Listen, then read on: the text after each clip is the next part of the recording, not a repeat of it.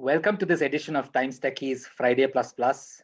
I'm Sujit John, and I have with me my colleague Shilpa Fadnis. The two of us will moderate this discussion that we are doing in partnership with NetApp and Legato. We hope you and your families are staying safe and doing well. India has a very high proportion of girls in STEM education compared to even many developed countries. That reflects in the employment in the Indian tech industry as well. Women constitute more than 34% of the employees in the sector. This is much higher than in the US, Canada, Australia. It's much higher than in the rest of organized Indian industry. With multiple industry-wide and firm-specific policies, the Indian IT sector has created the confidence that tech jobs are safe and suitable for women. Yet we have a problem. The bulk of the women are in the entry level and lower rungs. There are very few in the middle and upper rungs. The reasons are well known. Women drop out because of a variety of family reasons and do not return. That impacts women at large. Research also shows that diversity is good for business, that more women on boards and C-suites positively impacts profitability and return on equity. Today, we are going to discuss why we need more women in middle and top management in the Indian tech industry and what more needs to be done to bridge the gap. To discuss that, we have three seasoned professionals. We have with us Sangeeta Gupta. Sangeeta is Vice President and Chief Strategy Officer at NASSCOM. Sangeeta joined NASSCOM right after her Master's in Economics from the Delhi School of Economics. She's now been with NASSCOM for 31 years. Sangeeta, that's more than what I've been at Times of India. Mine is like 26 years. Sangeeta manages numerous major programs at NASSCOM that focus on industry research, outreach, events, communications, and NASSCOM's strategic goals. Welcome, Sangeeta. We have with us Subhashini Sriram. Subhashini is Staff Vice President of HR at Legato. Legato is the Global Capability Center of US healthcare insurance company Anthem. As part of Legato's leadership, she focuses on building the company's culture, talent, and processes. Subhashini has over 25 years of HR experience in a variety of industries. Prior to Legato, she was with Unisys, Northern Trust, Perot Systems, and Philips Software. Welcome, Subhashini. Thank you. Thank you, Shilpa. Thank you. And we have with us Madhurima Agarwal. Madhurima is the Director for Engineering Program at NetApp. She holds the global responsibility for leading NetApp startup program called NetApp Accelerator. She also plays a key role in driving enhanced collaboration between engineering and market-facing functions across NetApp in India. She brings with her over 17 years of experience, including in financial firms like Goldman Sachs and Fidelity. Welcome, Madhurima. Thank you, Shilpa. Pleasure to be here. Thank you. Those of you viewing this can send in questions through the Facebook comment box. Sujit and I will put them to Madhurima, Subhashini, and Sangeeta. Can we start with each of you giving us insights into your own careers? You're all role models. You have risen to the top. What got you there? Who wants to start? Sangeeta, you want to start? I can start as the veteran in this group. I think my career journey has been fairly straightforward. Like Sujit introduced, started with NASSCOM and have been with the organization. And I think it's been why I've stayed has been really because every moment has been a learning experience. NASSCOM has given me the opportunity to run numerous different programs, learn from a different variety of leaders and continue to grow, right? So it's like sometimes when people come and ask me saying, how can you stay so long in an organization? I think I've stayed because I've grown, loved, and enjoyed every moment of being here. I think during this journey, there have been a number of learning experiences, right? From the time, when our president, Devang Mehta, at that time passed away and people just thought NASSCOM would collapse. At that time, I think the taking of the ownership of saying, how do I work with the industry to keep NASSCOM going and taking it to the next level? That to me was a moment of truth. I was still very relatively young in my career. But to be able to stand up to something that one would never have imagined was one of those real moments of truth for me. I think the second was really when Mittal asked me to lead the whole research program at NASSCOM. And I said, I'm not an analyst background. I've done my economics. I really don't understand it. But I think having mentors who understand what your capabilities are and push you into doing it, I think that is really been my journey at NASSCOM. And in each of these, I've really learned that if you get an opportunity, grab it, because you can build capabilities if you want to build around that invest in yourself. But the important part of it is to grab the opportunities that are coming with you rather than undermine your capabilities. I was one of those who would always undermine myself, saying, I'm not good enough for this. But I think what I've learned over this journey is that if you invest in learning, there are things you can crack, and then for many others, you can go and ask people around you. There's no harm in asking, I don't know AI, can you help me understand that? So I would say those are really been my journey. The industry is now in such a phenomenal phase that the opportunities to do more still are very, very high. So be passionate about your work, enjoy what you do, grab every learning opportunity, and find the mentors that believe in you. Would be a short summary, Sujit, Shilpa, of my career. No, that's brilliant. Yeah, grab opportunities. Sangeeta, there's a little disturbance. It's not so, I mean, we can hear you clearly and all that, but when you start speaking, there's some kind of a noise that happens. See if while the others are speaking, whether you can address that. Otherwise, I don't know, it's clear. It's not a problem. Who wants to go? Subhashini? Hey, thank you. That was really nice, Sangeeta. So I started my journey as a management trainee in Philips post my master's in electronics. Philips gave me the opportunity to move into the human resources function from being a hardware and a software engineer. I think since then to now, it's been a great journey. Some of it that Sangeeta said absolutely resonates with me. I think if you're able to pick a passionate area, and if you see that you are, of course, getting value add by going into the job, doing and learning from it, and at the same time contributing back to your satisfaction, that keeps you going on. And that's really what I think kept me going through the last so many years. Of course, different industries, different cultures, the American, the European, and the Indian culture and all that. There's so much to learn and there's so much to contribute, which is primarily the thing I would think has been the reason to sort of stay put. On the personal side, of course, I have two daughters, the elder one at 21 and the younger one is at 12. I think what is also important, or what kept me going, was the kind of support that I got all along, right? Both my parents were medical professionals. My mom was a working mother, so a lot of learning from how she managed multiple things. But the support the family provides and the support the organization provides through your leaders who worked with you, who mentor you, who support you on the times that you think, should I just step back? Should I just take a break?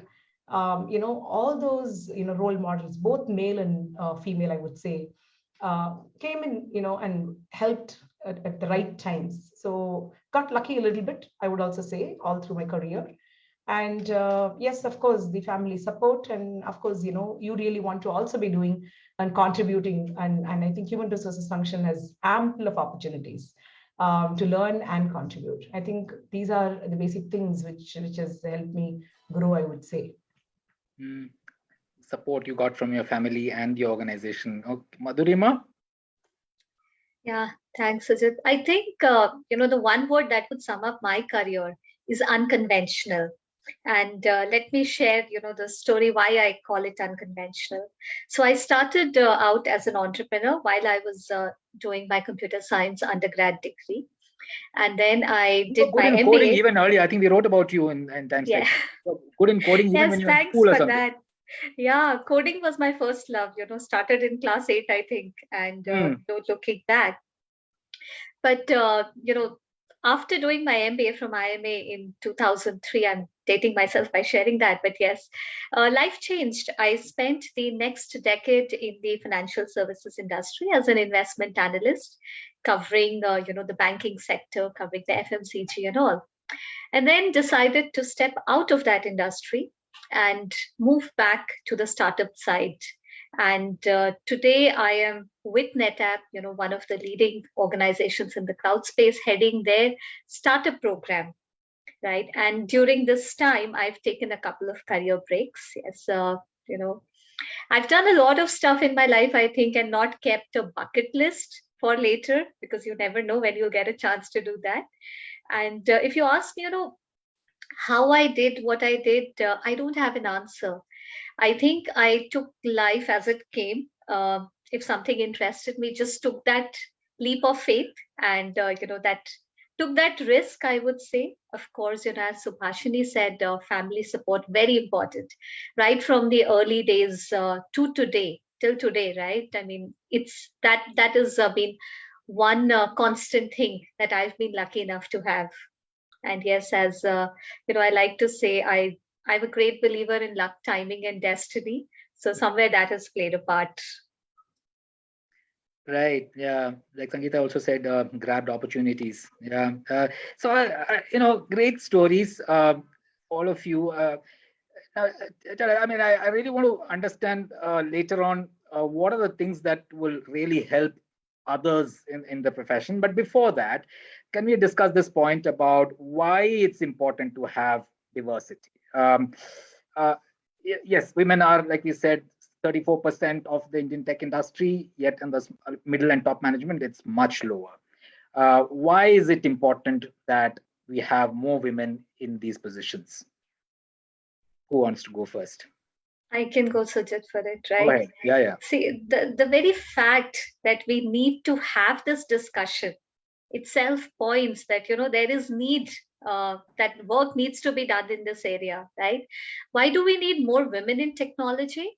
Because it's important to view in, to factor in the views of 50% of the world's population, given that tech industry is one of the main forces that will shape the future that is yet to come, right? We need women in roles where they have the power of decision making, so that we can overcome the biases that exist in AI, gender pay issues, whether we are talking about product design.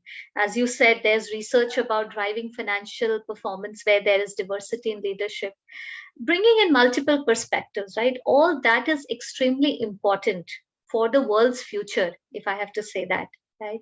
I don't know how many of you have read this book, Invisible Women, by Caroline Credo Perez. It is a great example of what goes wrong when we do not have adequate representation of women in decision making roles, in senior leadership roles, right? I can go on and on, but I'll just pause here. Can you give an anecdote where with more women could have done better? See, I'll tell you, I don't know if it's true or not, but by my being the leader of NetApp Accelerator, I was able to influence and create a program focused on women entrepreneurs because I had seen the need for that, right? I realized that's a gap that exists, and we launched NetApp Accelerate Her.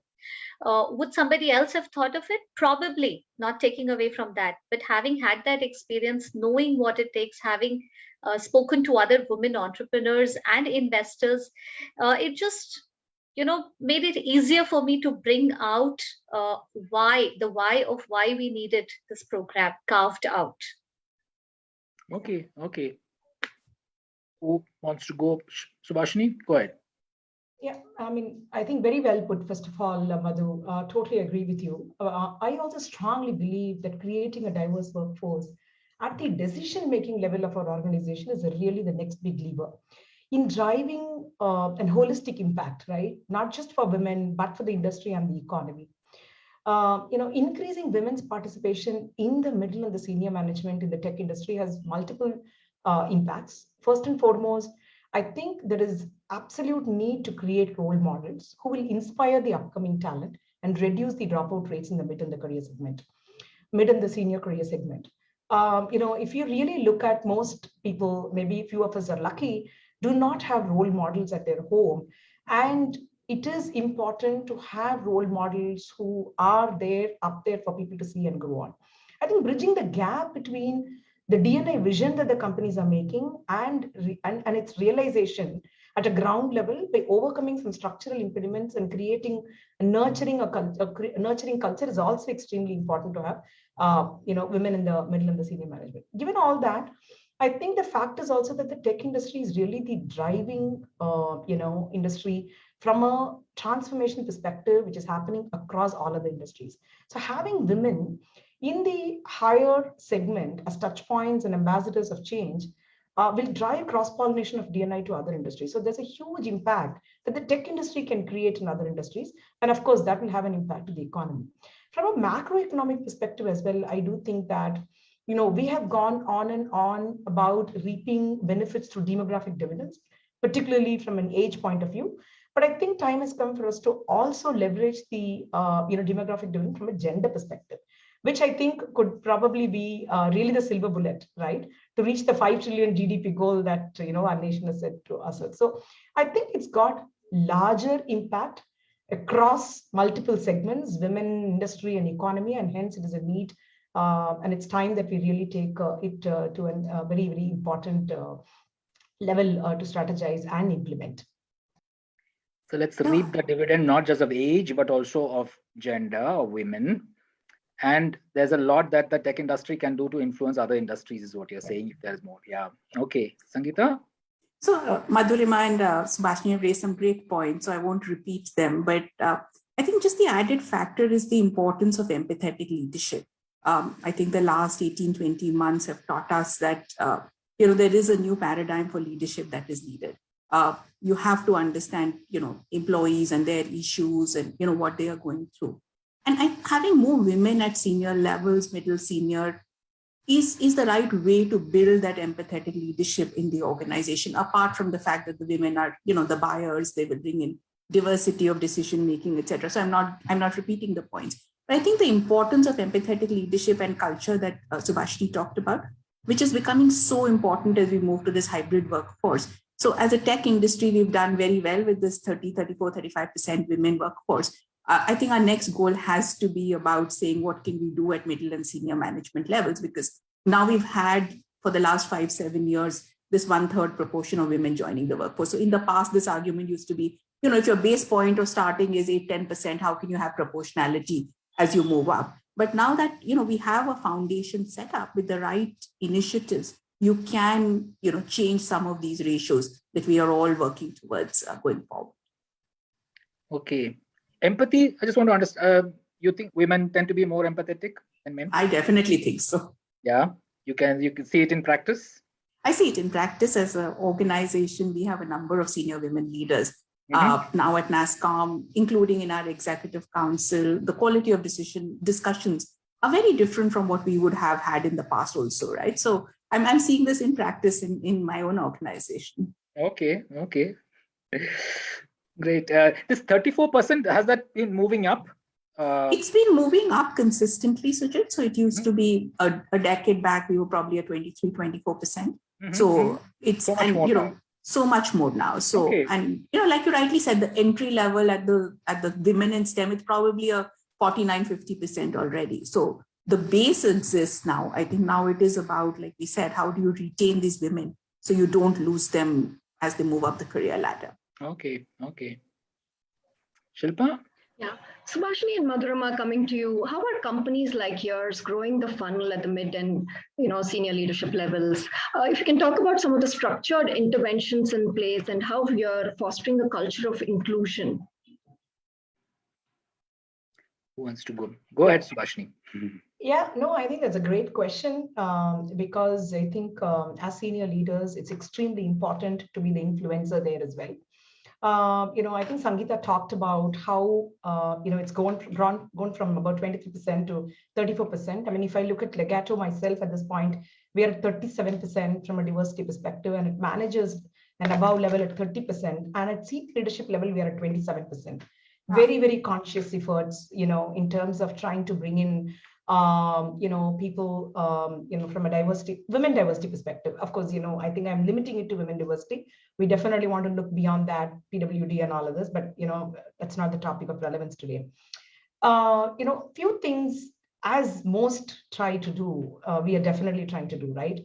At an entry level itself, can we make sure that we look at sensitizing our interviewing panel, making sure that there's conscious effort in the funnel itself, all the way from we looking at, every position to have at least, some percentage of women applicants and reviewing it. I think there is definitely a lot of rigor that we have put in the last, couple of years. And of course, Legato is in existence the last few years, and we have grown to the size what we are. But there is, clear efforts there, and we see that those efforts do benefit us. When you're reviewing something, when there are matrices that you sort of look at, and there is soft target, so to say, there is definitely some needle movement. The second is, not just about bringing them in. After you bring them in, do you have the right policies? Do you really look at making sure that the different life stages that a woman goes through, we are accommodating those interests and sensitizing our leaders to understand those. I mean, we have to be mindful to the fact that I talked about it a little while ago. One is most women are first-time working mothers, so they need a lot of guidance and support. So can we provide them with mentors who have sort of been there, done that, who talk to them at the moments that they are really, really at their low and they want to take a step back, then they intervene and say, hey, you don't need to be a superwoman. Everybody has gone through this. Here are the 3-4 things that you do, and figure it out. And then giving some flexibility. I think flexibility goes a long way in my own personal life as well. I talked about some of the leaders, male leaders, women leaders who have all helped me. You ask for help. So we do insist, and women sometimes have this tendency of not really going out and asking for help at the time that's required. So we do call out that please ask for help.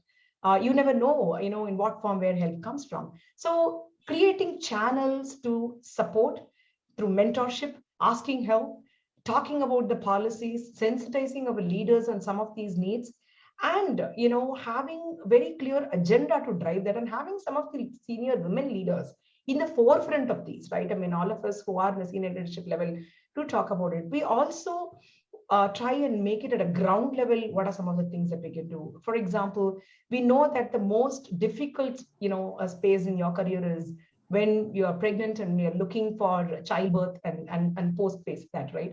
So can we provide some support and help at that phase and post that? And those are the things that really makes a difference, at a grassroots level. So, and all the way taking it to, ensuring that, the women leaders come together and support, and through policies and structures, and nurturing, and, the empathy and the emotional connect that they provide. I think those are all, initiatives in different forms. Of course, we have a lot of different names. We call it as melange, we call it as this, we call it as that. But I think it's fundamentally looking at the end-to-end life cycle of women and employee and relating it and understanding the moments that matter to them, and really making sure that those moments that matter are the ones where we try and extend our help and support through structural, and policy based interventions. So that's the high level, but I will leave it for Madhu to also talk about. Sujit, you're I'm muted. Sorry. Yeah. If amongst all these, if you had to identify one or two that made the most impact, is there something like that? I think women leaders as role models and mentors, because this whole concept of, and that comes back to this point as well, the whole concept of you don't need to be a superwoman to really be doing everything. All the ordinary women like us have come up. You just have to have a few things right. And what are those few things? And have a little bit patience and be patient with yourself. Set your expectations for yourself also, right? I think those really go a long way, because one conversation, with a women leader I myself know that quite a few people who talk to me when they were at difficult times have sort of sailed through, and they've come back after a few years saying that, hey, that conversation helped me. I think that is really the most impactful one, right? That empathy, that connect, and the coaching and support in a pretty timely manner. That's the most impactful one. Okay. Madhurima? Yeah, I think, Subhashini mentioned all the great stuff that is being done at organizations at Legato, and most of it holds true for NetApp as well. We look at getting more women in the workforce right at the early stages, and apart from the standard HR things that are done, which is reach out to colleges, have a specific focused messaging for the women candidates, and that, I think one thing which I really love about NetApp is the fact that we have a program which sponsors girls in engineering at the top government colleges across India. And it's a sizable number of women who are getting that access to that program. And on a periodic basis, the NetApp leaders go and coach and mentor those girls, right? We've been doing it online right now, but when it was when were the days where we were all going to office, they would get a chance to come and spend a day at the NetApp campus, right? Just to see what their future can hold, right? And I think that that's a great initiative. I myself had a chance to go and take a session for these girls in engineering, and I came back so enthused and energized, just seeing the enthusiasm that they brought. So it works both ways, right? We also have hackathons that are done just for women to ensure that we attract the right kind of talent. And as Subhashini said, right, it's not just attracting the right talent, it's also retaining them and nurturing them. So a lot is being done in that area. We have one thing I really liked was we have something called unconscious bias training that all leaders have to go through compulsorily. And I think I'm a champion of diversity, but after undergoing that training, I realized there's so much I have also learned, right? So there's always scope for all of us to learn. And that really makes people, leaders, think about, how they are going to bring in diversity in their teams. Then, of course, we have a Women in Tech program that runs across the globe at NetApp. And we have a very vibrant India chapter. As part of that, we provide, the idea is to provide a safe space where women can come together and share their challenges and learn from others' journey. Right? That I think is very powerful, something that makes a lot of difference.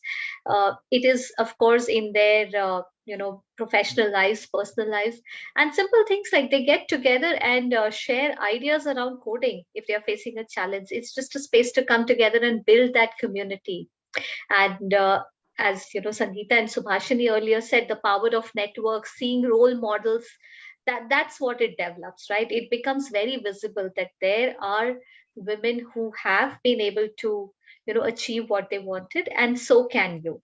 That's a very powerful message that is needed at the early stage, because for women, self-doubt comes more easily than others, I think. So it's more important that they get to see role models more than the males, right? Because we are lesser in numbers, so it's harder to find us. But yeah. Okay. I know you also stress the role model thing, but I just want to ask you, since men, have you seen the men in your organization changing with all the programs addressed to them? Are you brutally telling them these are your biases and stuff? Yeah, I mean, definitely. I do think that, I do have to say, first of all, a lot of men have been empathetic and understanding. Otherwise, I would not be here where I am, because if you're talking about majority of men being in the industry to whatever percentage we have come, without their support, how would we have come? But, having said that, like I mentioned earlier, like how I said, most of us are first-time working mothers, barring a few of us, where we don't have role models, and the small push comes, then we tend to take the back seat. This is why I should not have taken this opportunity. I should have concentrated more on my family, and so on and so forth. There are also men that we need to understand that they have also not seen role models, right? I mean, they have also not seen the mothers, the sisters working, and so they do not know what is it for an employee to go through this. So they also need sensitization. They also need some understanding of it. And the more we educate, the better it is. I mean, I can confidently say, at least in my own life, my husband, definitely would know the pain points that a woman goes through with 2 children, with, managing between family and priorities at office. And I'm sure, he will be empathetic to people around, under him, around him, above him, right? I mean, and that goes, that has its own dominoes effect, and there is no doubt on that. Yeah. Sangeeta, tell us, I mean, you have an overview of the entire industry. You've seen many number of companies doing these kind of programs. What is your sense? What are the most impactful programs? I think, great points raised by both the other panelists. And I think as NASSCOM, our focus has been really to take the best of examples that companies like NetApp, Legato, and others are running, and take them to the wider section of NASSCOM membership. The industry has a very long tail. So, what can we learn from what Legato has done, what NetApp has done, what XYZ companies have done, and take the best of those practices to the large base of NASSCOM members. And we started that very early on with the NASSCOM Diversity Awards that we probably started a decade back.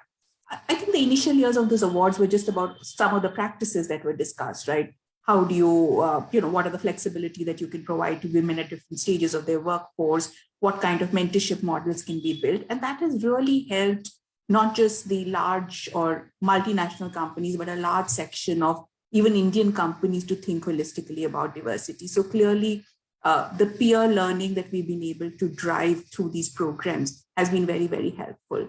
I think if you look now to the specific topic that we are discussing, Sujit, the top things that, as NASSCOM, we are debating that we should focus on. One is clearly metrics, right? If you don't measure, you don't know. So we started measuring the 34%, right? And we've said we have a goal, we know what to do about it.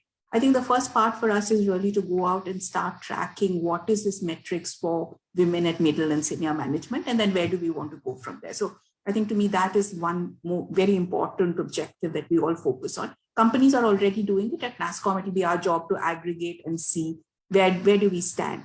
I think the second and important focus that NASSCOM is driving is the part that Madhurima spoke about, that as all these technologies are coming in, how do you ensure women don't get left behind, right? So specific programs for ensuring more women in tech and their career ladders, making sure they are getting the right inputs, skilling programs that are needed to ensure they can, get updated with the newer technologies as part of the upskilling program. So I think, that would be my second ask.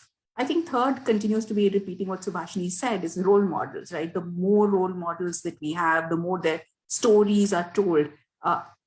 That will be the inspiration for many more women leaders that we have. At least as NASSCOM, I've really seen that, from an industry where we would have 2 or 3 women leaders, today we have a good pool of many more women CXOs, maybe more in multinational companies, but we still have a large pool of women CXOs who are role models for the industry. So I would prioritize those 3, but my top one would be really measure the metrics to know where you are.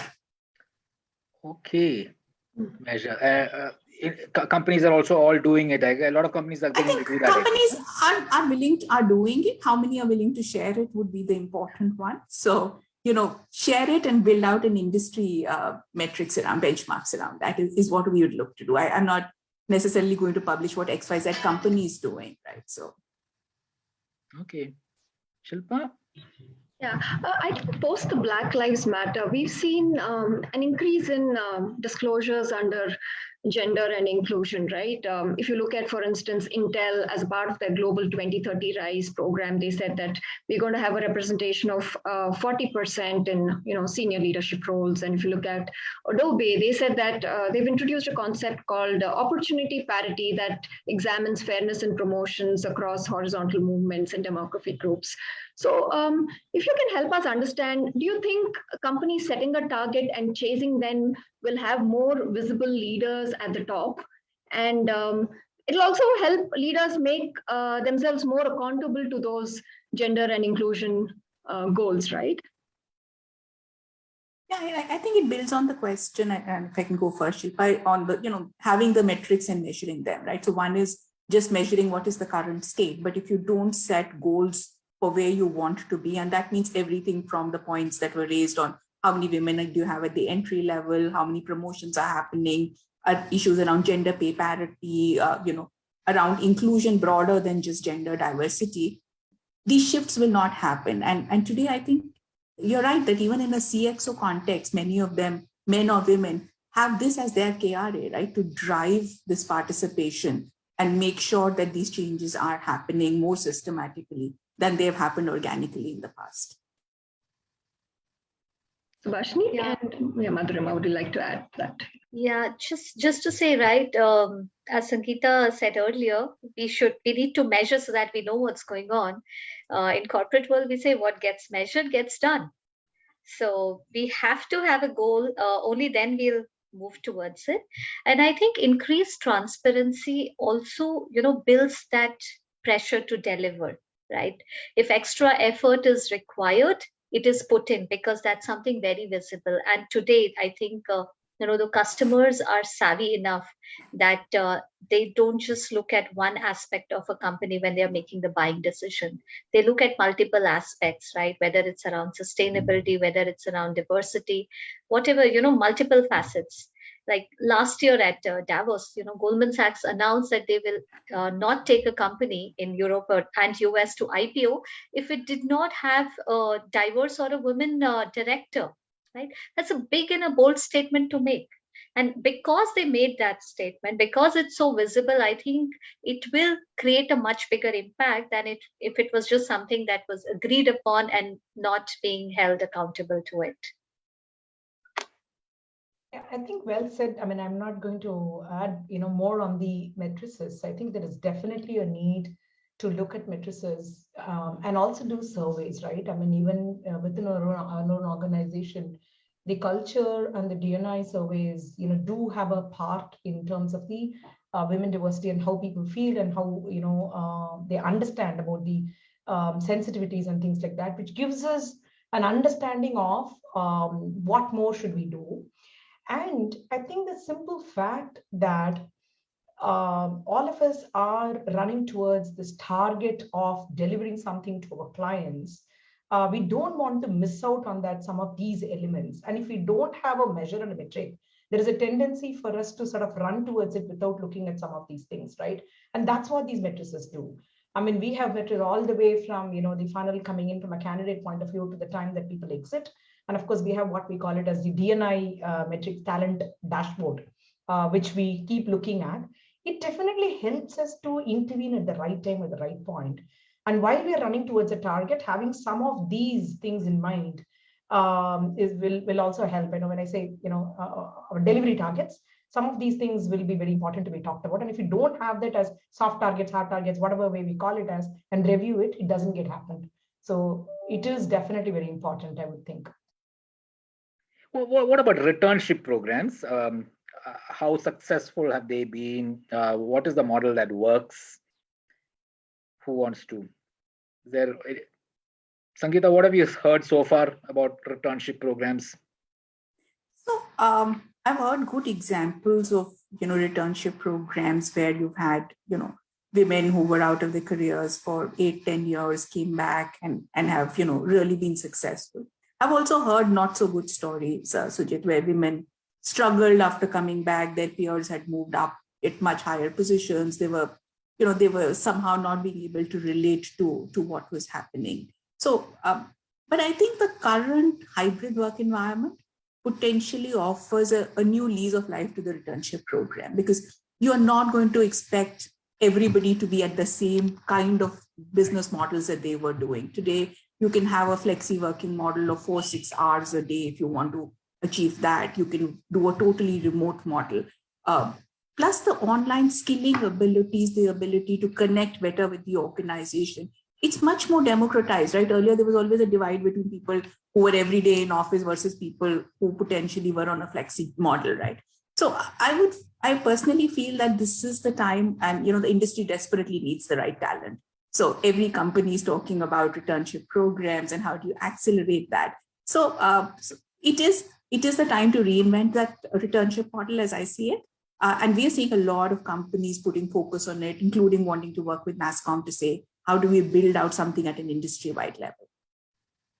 Okay. And you sense that companies will move towards treating their remote employees as equally as somebody in the office? You have no choice, right? So I think if we go back to the pre-COVID world, then we've lost everything we've learned. Yeah, so. True. All of you emphasize mentorship, and Madhurima mentioned that women particularly have a lot of self-doubts and all that. So mentorship, I guess, becomes also more. Is there some mentorship model that really? I mean, do you have a formal one where you tell women, particularly, okay, this is for Subhashini and Madhurima and all? How do you approach that? Do you tell them? To find a mentor and work with them and all that, or do you just leave it to them to decide? So given that hybrid is a favorite word these days, I'd say the same. We have a hybrid model. We do have a structured program under the Women in Technology, where we pair up mentors and mentees based on what the mentees are looking for to the best of our ability. That's for a limited period of time. But what I have seen working better is that informal mentoring that happens, that is not forced upon or, pairings done based on a third party's understanding, right? But it helps to have a structured program because it allows first time mentees to overcome that fear of approaching someone to ask for help. It allows them to open up, and then once they've had experience of that, they realize how it benefits them and learn some of the things that don't work well as well. They feel more confident about approaching other leaders within and outside the organization as mentors. And in my case, right, I've been very fortunate to have some really uh, very clear mentors, in the sense that they've helped me develop my clarity of thought, right? And then did I think of them as mentors? No, they were just someone I would reach out to for advice whenever I had some doubt or wanted to talk about it to someone. And now we learn that the word is mentor, but that's been there since early days. So I would say that the informal mentoring is more longer term. It's more stronger, but the structured programs that we have allow people to experience mentoring in the first place. Okay. Subhashini, yeah. Yeah, no, I think, again, very well put, but let me just talk, a couple of points from what Madhurima talked about as well, right?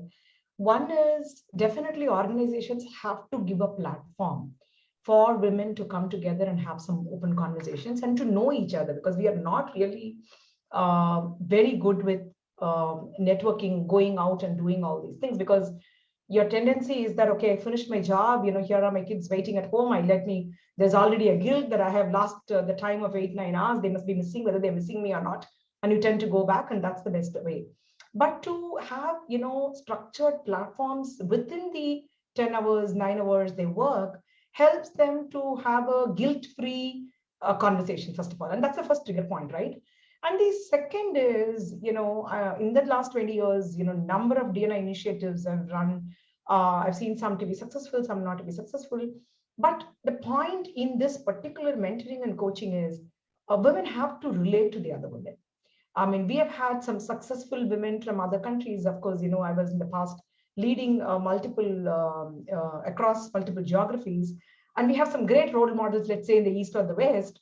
But, people tend to sort of relate to somebody who they know that would have gone through a similar circumstance. And that's when they really open up.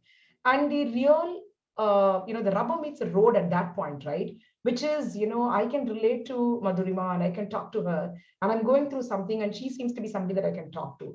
That has to be the bonding that happens informally between the two. And that is where these sessions, which makes them know, oh, I know a Sangeeta I talk to, I know a Subhashini I can talk to, or a Madhurima I can talk to. So that much the organizations must do. A platform, a space for people to come together. After that, it's about who you relate with and who you relate to and how you take it forward from there. Okay. Yeah. Shilpa, there's some questions. Yeah, we have some audience questions. This one is from Rashmi N. What challenges are faced by women in management? I mean, Madhurima can probably go next. I think there is no, in my mind, and this is purely my personal, there is nothing specific that I would call it as gender. And I will come, there are certain things which are specific, which is more contextual. But I mean, management, everything which is challenging in the current context, with given the pays and given everything, I think every challenge is common to both men and women. But the additional challenge could potentially be some of the context that women come from. Like what I said, we really want to be a part of major decision makings at home for our kids, as a wife, as a mother, as a sister-in-law, whatever it is, right? And also the challenges and the opportunities that come in the organization. So how do we really switch between these two, emotionally, physically, otherwise, is something that, because we have a larger so to say, map that we draw around ourselves, right? And we are not just confining to. So that could be a potential challenge where you are struggling with priorities of home and office at the same time, struggling with some of the pain points at both the places. So that could have an impact on the long hours that you work. And also, the reality, could be that there are certain, naturally, if you are not somebody who is able to make a very strong case in point, and then you tend to sort of take a little bit softer space when you know that there are too many people talking about it. And I think that's more in our minds than the people around us. You could absolutely voice and say, hey, this is what it is, this is how I feel, and not get bound by what people would think or otherwise. But again, that's nothing to do with gender, but there is a tendency a little bit that you could take a little bit, get easily pushed back. Okay, I'll take a softer approach to this. So those are some of the things that naturally are, a part of women's nature, and hence it could be. But otherwise, I think, the challenges are one and the same. I mean, everybody is trying to go to the top. Everybody is trying to do the right things, and there are too many people trying to do that. Hence, there is going to be the competition, and the best will win, right? I mean, Madhurima is smiling, so I'm going to give it to her to talk about it a little bit as well. Yeah. I just wanted to agree with you before that, and I totally agree. I mean, at least my wife, I mean, she has to think of those three. I don't think about it, but my wife has to think about those 3 meals that needs to be prepared for the day. I don't think about my kids' homework at all, but my wife thinks that's simple. She has to be involved in that. So I perfectly understand where you're coming from. Madhurima, go ahead. Yeah. So, I will slightly, beg to differ from you, Subhashini. I think women do face more challenges in management roles compared to males, right? And I'll tell you why. So first is relating back to what we've all been discussing, right? A lack of role models, which means there are lesser women. When you are in that room, probably many times you'll end up being the only woman, right? And you will have to speak louder to make yourself heard, right? So that's, I think, one of the very stark challenges that come up when you are new in that group, right? When you are a newly promoted manager, let's say. And you said, while women have become more conscious and career oriented, the men haven't seen many role models, so they also take a while to accept. They also take that time that you're part of that group, you have a seat at the table, and they need to listen to you, right? And one thing which I have observed personally, and also I have read a lot of research around it, is that women are often held to higher performance standards compared to men. And that means that as they have to work doubly hard at office, in addition to all that you shared, Subhashini, that they also have to take care of things at home and work doubly hard at office. So it makes it slightly difficult.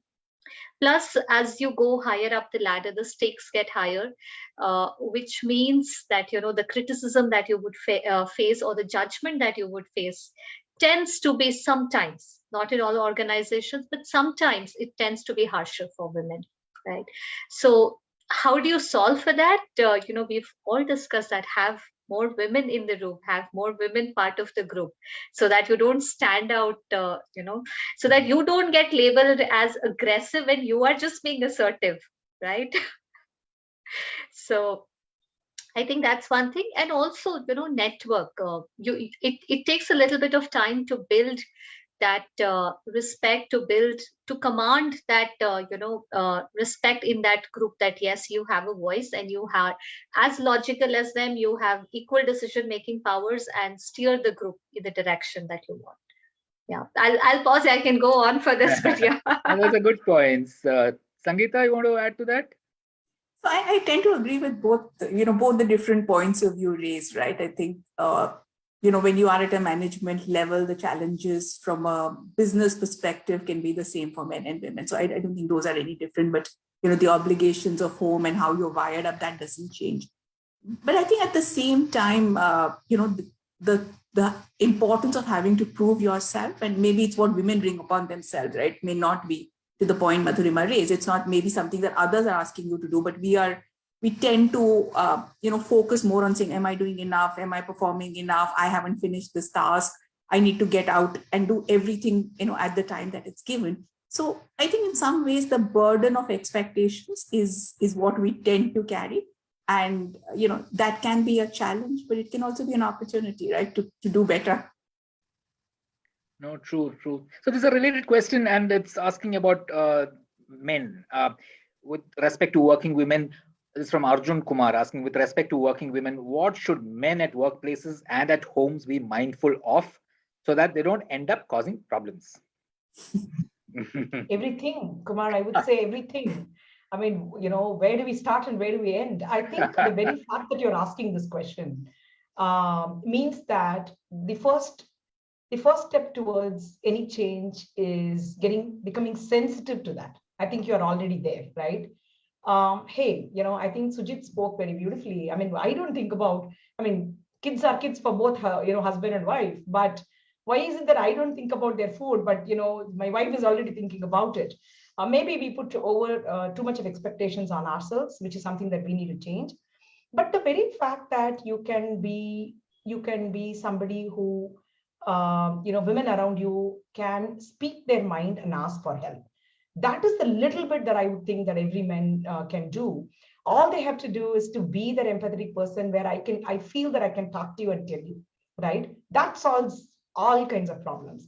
Where I feel that most of my leaders who have been my mentors, and many male mentors, right, I've had, were people who were approachable, who I could talk to very openly about a problem. That is the effect that it can have. So just being open, just being sensitive, just giving the time to be to somebody who wants to talk to you, and somebody feels that, hey, I can go and talk to Kumar. That's all you need to do. Everything else will automatically fall in place. Anybody wants to add to that, Madhurima? No, I think Subhashini put it beautifully, right? Just do what you can, accept them as they are, right? Don't try to change them, and be there when somebody asks for help. The word that's going around these days, the formal world, is male allies. So just display that allyship and stand with them. Yeah. And you can do it at home, do it for, women at home, do it for your daughters, nieces, wives, mothers, grandmothers, do it for your colleagues at work, and you've made a massive change, I would say, just doing it even in your small circle. Yeah. And like you said, and women should also ask. I mean, I sometimes wish my wife would just tell me, do this. Half the time she expects me to think about it and all that. But that's the problem, right? I would happily do it if she were to tell me, but it just doesn't sometimes come to my mind, okay, I must do this. It's how we are wired differently. I think men are from Mars and women are from Venus. If we had not read that book, I must say that I think we will set expectations for each other very well. If we read that book and know that we are wired differently, and let's accept that fact and see that both, can be very well leveraged for the benefit of both. That's all that's required, I think, at a personal and a professional and at a macroeconomic level, I would say. No, absolutely. And on a lighter note, what I have seen is that given the COVID situation, given that many men had to work from home, at least in India, a lot of them realized how much work the women have to do at home. They didn't even realize what was being done, right? So very true. Very true. We welcome COVID. We totally welcome COVID. I'm telling you that. What we couldn't do, COVID did it for all of us. No, I realize, just to have those 3 meals a day for the family, that requires thought, preparation, all of that. Not easy. Every day, every single day. Yeah. Shilpa? We have this question from one of our viewers, Somana S. How do you identify a good mentor? So already been answered, Shilpa, that companies have to have a 2-pronged strategy. One is obviously a formal mentoring platform where, at least for the first timers, there is a structured process to identify mentors and mentees. And after that, it is really the network effect that takes into play. So, just to take an example of NASCOM events, we would always wonder, does a diversity event add any value? But when we spoke to the participants, they were like, multiple things I've realized. One is the issues I'm grappling with are not my own. Two is there are many more role model women that I can go and talk to that, that are maybe not in my own network, but I'm able to go and connect with them. So I think the whole way of having both formal and informal, processes is what is needed to drive mentorship. But I think there's to be good commitment. And as Subhashini said, there should be the the understanding of each other is very critical for mentorship to work. Okay. All of you have some great crashes. How important are those? I mean, I've seen some of the crashes, mind-blowing, some of the kinds that you are setting up now. How much difference does that make? I mean, it's made a huge difference to me. I can tell you from my personal experience, my first daughter, we did have, I think the first few years of your motherhood is a tremendous pressure. One, of course, you're also having your own physical weakness. You're still not up to it, after delivery. And second is, you want to be back to your office and your own self, rather than all the time being around with, managing the baby. But you also want your baby is your life. You want your baby to be safe and nice. So you're going through too many things, and a good facility can really make wonders, right? I mean, you are really off that thought between that 9 and 5 or whatever time you take. I think it definitely, whatever you may have, you can have your relatives, your mother, everybody needs a break, everybody needs rest, and they have been there, done that, and we are asking them to again do it on our behalf. There is a little bit of guilt there. Are we really being fair there? So I think, a good facility, a facility which gives you the comfort that you're leaving the kid with the safe hands and you can go back and pick, is a very, very important factor for you to focus in your job. It's not about the number of hours, but the hours that you put in, are you doing your best in that, right? Whatever you do, are you present there at that point in time? That makes the difference to the output, right? Whether it is the quality time with the kid or otherwise. So in my mind, it played a very, very important role. And I will continue to say that a lot of women have come back and said that's really made a lot of difference to their career. I'm sure. Yeah, so we are almost out of time, almost 5 o'clock. Last closing remarks from each of you, one message each for men and women. Sangeeta, you want to go? I'll take the last one this time. So, okay, Subhashini? Yeah, of course. I would say that, first of all, stick to what you're very passionate about, because even if there is a small push, then you will not come back to work if that's not something that you enjoy doing. So pick up something that you're passionate about and stay confident. Ask for help, whatever that could be at whatever point in time. We have a tendency now to ask for help and set the expectations around you. I think that's very important, around you, on yourself as well. It's okay to let go of something. It's okay to be on a break for some time. It's okay for you to not do it at that time. I think forget it, forgive about it, and then move on. And be flexible and kind on yourself. I think that's all I would say that's required, as a small piece of advice that I probably would have followed. Madhurima? Yeah, I would say the same, have self-belief, have some self-love. And if you can, find someone who can be there for you to push you when times are tough, right? When life is not treating you fairly, you need someone who will bring back that joy of living, that joy of working and doing whatever you're capable of. So find that person. And, whenever there's self-doubts, this is especially for the women in tech, right? Remember that the world's first programmer was a woman, Lady Ada Lovelace. It was not Charles Babbage, right? It was Lady Ada Lovelace. Think of, Rear Admiral Grace Hopper. She is like, very well known in the tech circle. So think of those women and countless others. They could do it. You could do it too. And to the men, I would just like to say, be mindful. If you are mindful, if you're thinking about, helping the women around you, you'll definitely find an opportunity. So just act on that. Great. No, I think, both the panelists have covered what individuals want. So maybe I'll just put it at an organization level, that don't just think about diversity as a trophy, as a media talking point, right? it is a business ethos. It's what will drive your company to the next stage of growth or next stage of evolution. So I would say think of it like that and not just a talking point that some companies may tend to do. No, absolutely. As one of you earlier said, all kind of biases will emerge. Even in AI, there'll be biases if you don't correct all of these inequalities. Yeah, absolutely. So great discussion. Thank you so much to you, Sangeeta, Subhashini, Madhurima. Hope to have you again. We'll see all kinds of a lot of programs happening. So I guess we'll have a lot to discuss about which ones are working well, which ones are not. So thanks again. Thank you so much. Thank you. Thank you. Bye-bye. Thank you. Bye.